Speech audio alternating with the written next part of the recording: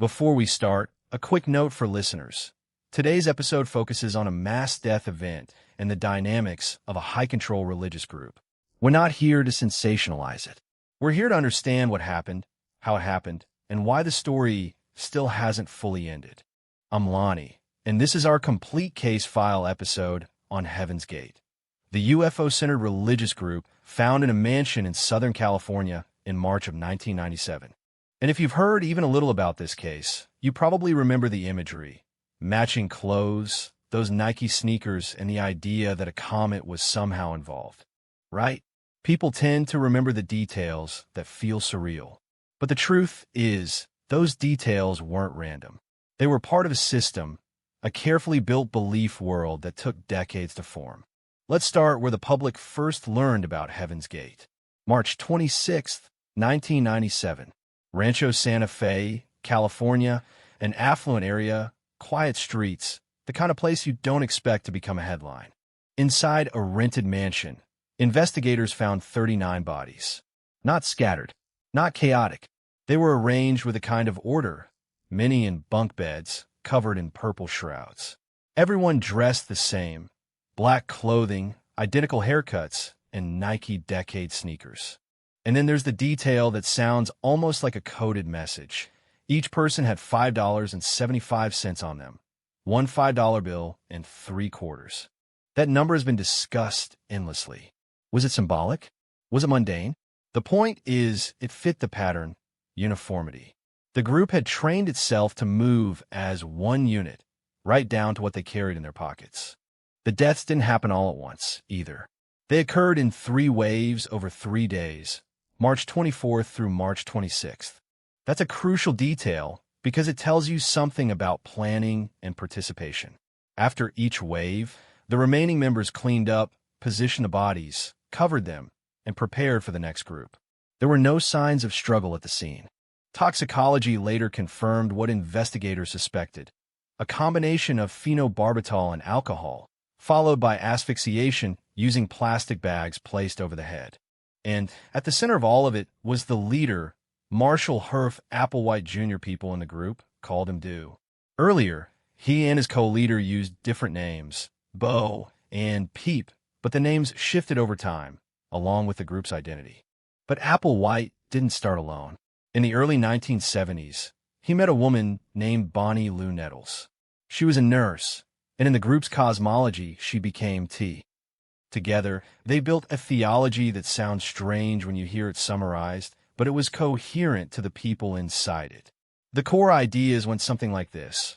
Earth was headed for a kind of reset. Sometimes they described it as recycling. Human bodies weren't the real self. They were temporary vehicles. And salvation wasn't heaven in the traditional sense. It was a next stage of existence, the next level, and the way there was extraterrestrial. So instead of angels and clouds, it's spacecraft and ascension. And instead of a soul leaving the body in a spiritual metaphor, the body is treated almost like a container you can step out of. Early on, the group used the name the Human Individual Metamorphosis, which tells you a lot. They framed their path as transformation. Later, the name Heaven's Gate became the public-facing label. Here's where people ask the big question. How do you get from an unusual spiritual belief to 39 people dying in a mansion? You usually don't get there overnight. And this is where group structure matters. Heaven's Gate functioned as a strict hierarchy. Applewhite sat at the top, and over time the group became highly controlled. Members cut off family relationships, abandoned their old identities, and took new names. And individuality was not a feature.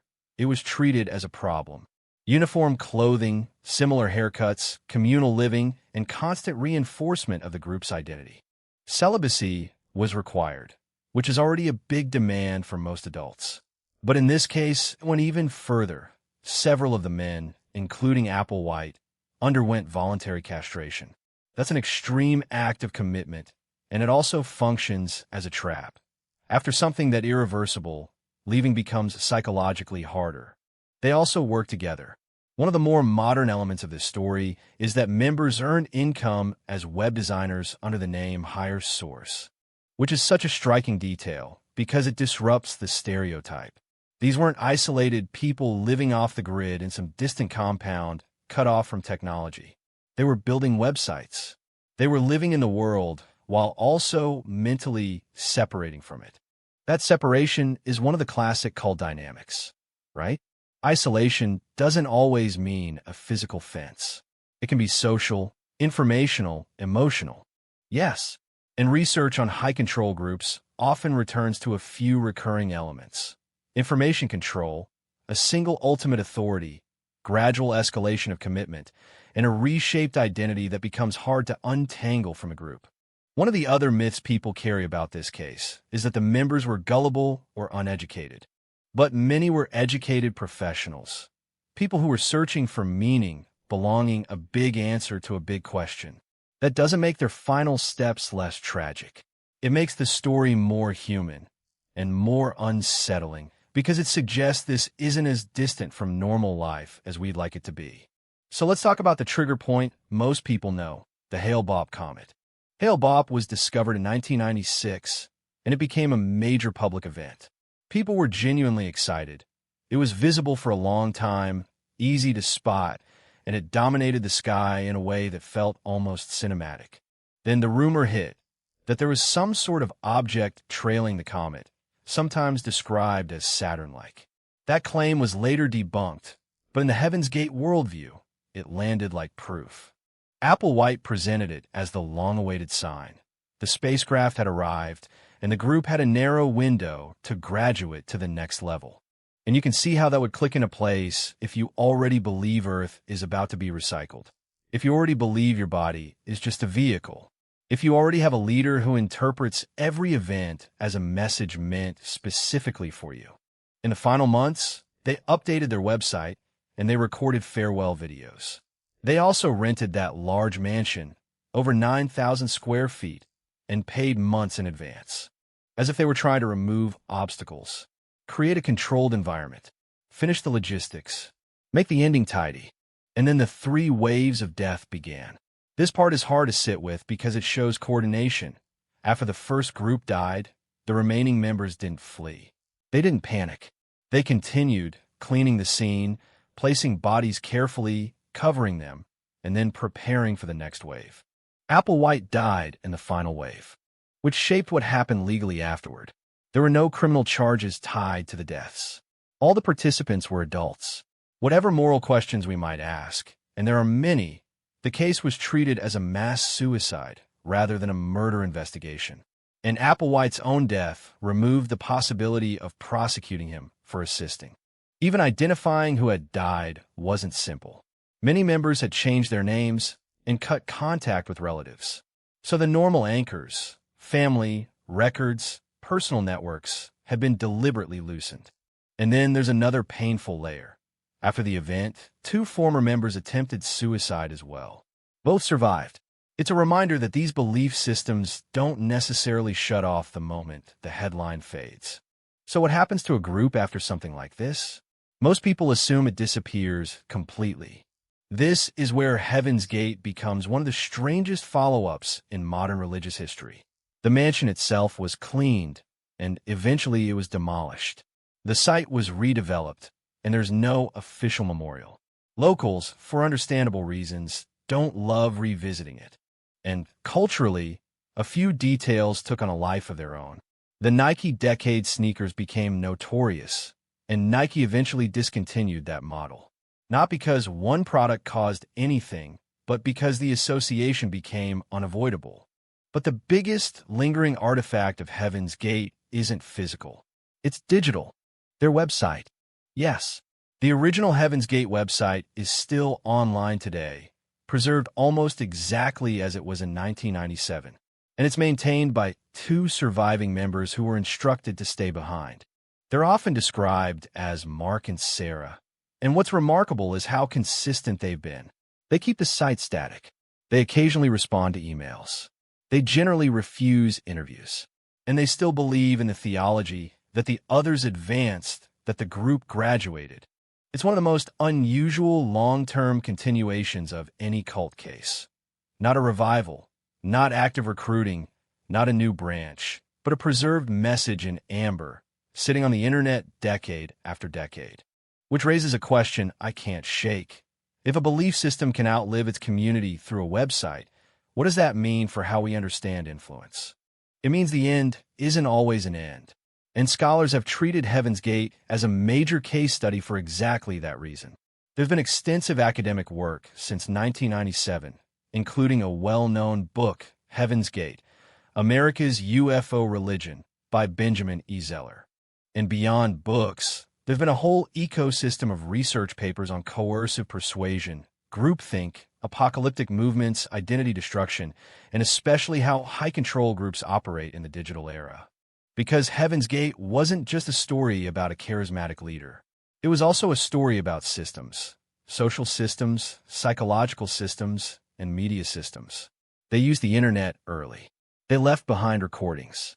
They curated their own message. And media has revisited the case again and again. There's a major docu series from 2020, Heaven's Gate, The Cult of Cults. And there's also the deeply reported Heaven's Gate podcast from Glenn Washington through Snap Judgment, which includes powerful testimony from survivors and former members. The number of retrospectives is part of the cultural impact.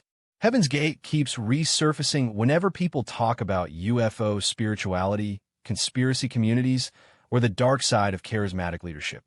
And it's influenced modern UFO subculture in ways that can be subtle. You see echoes in certain ascension movements, in ideas about transferring consciousness, even in online communities that frame the world as being on the edge of a cleansing event. Which brings us to the present, where the case stands today, nearly 3 decades later. There's no active recruitment, no new members, and thankfully, no repeat event, no additional mass deaths tied to the group. Law enforcement considers the matter closed. But culturally and academically, the case is very much open because it's used to teach and to warn. It sits at the intersection of belief, control, mental health, community, and the human desire for certainty.